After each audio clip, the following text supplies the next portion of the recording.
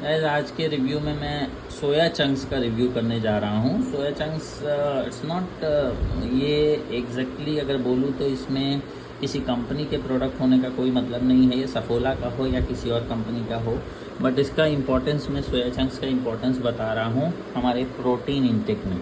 Usually अगर आपने देखा होगा अपने डेली के डाइट में भी, तो ये हमारे इंडियंस के जो है प्लेट में जो है ना, प्रोटीन का कंटेंट सबसे कम रहता है।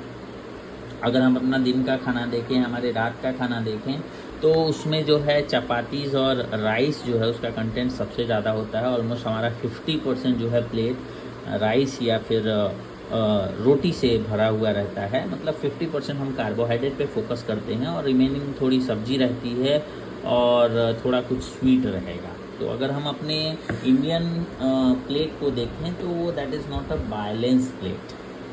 अगर वही हम एक यूरोपियन या अमेरिकन प्लेट को देखेंगे तो वो लोग क्या करते हैं, उनका 50% के करीब करीब का जो प्लेट होता है उसमें वो चिकन, मटन, फिश या फिर इस तरीके के कोई प्रोटीन कंटेंट वाले फूड रखेंगे और 25% में रॉ वेजिटेबल्स रहेंगे और 25% में कोई भी कार्बोहाइड्रेट से रिलेटेड प्रोडक्ट होगा, खाने की चीज़ होगी।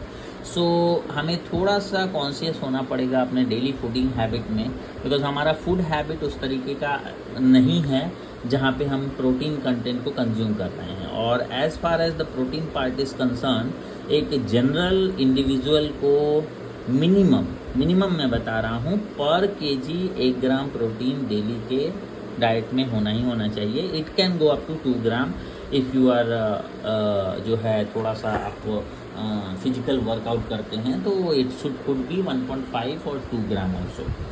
सो मिनिमम 1 ग्राम का हम ट्राई करेंगे। If you are a 70 kg individual, you should always try to get 70 gram protein on a daily basis. अब यही प्रोटीन की कमी को पूरा करने के लिए हमें ये समझना पड़ेगा कि कितने तरीके के कितनी चीज़ें प्रोटीन की हैं जो हम डेली बेसिस पे यूज करके अपने प्रोटीन की ज़रूरत को पूरा कर सकते हैं। तो उसी सीरीज़ में मैं ये सोया चंक्स के बारे में आपको बताऊंगा। ये जो है सबसे ज़्यादा प्रोटीन वाला, जो अगर एक सिंगल चीज़ अगर मैं आपको बताऊंगा तो ये सोया चंक्स है। इसमें 53% का प्रोटीन कंटेंट रहता है। अगर हम यहाँ पे देखें तो did you know protein content in dal, paneer and egg जो है उसमें 12% का जो है वॉल्यूम के हिसाब से प्रोटीन रहता है। पनीर 18% रहता है, दाल में 22% रहता है। बट सोया चंक्स में, इट्स नॉट अबाउट सपोला, कोई भी सोया चंक अगर आप लेते हैं तो उसमें 53% का प्रोटीन कंटेंट रहता है।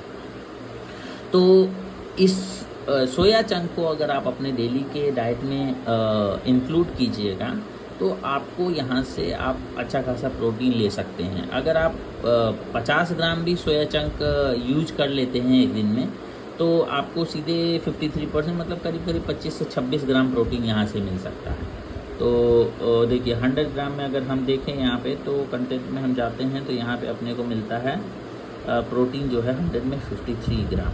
इतना प्रोटीन जो है किसी भी चीज़ में, किसी भी खाने की चीज़ में अवेलेबल नहीं है जितना ये सोयाबीन में है। बट सोयाबीन क्या है, बहुत ज़्यादा कंज्यूम आप नहीं कर सकते, बिकॉज इसमें जो है थोड़ा सा एस्ट्रोजन हार्मोन जो है उसको बढ़ाने की प्रोबेबिलिटी बोलते हैं, इसलिए थोड़ा सा इसको मतलब आप ऐसा नहीं है कि इसको आप डेली 100 ग्राम खा रहे हैं।